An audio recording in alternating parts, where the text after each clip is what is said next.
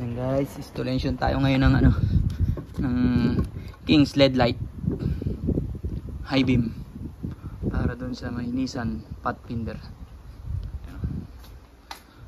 Gusto nyo maglagay dito ng dalawang LED light. Yan, susubukan natin install ngayon dyan yan. Mamaya papakita ko sa inyo yung testing. Tapos magpapalit na rin ng headlight. Ito kasama na to yung sa headlight.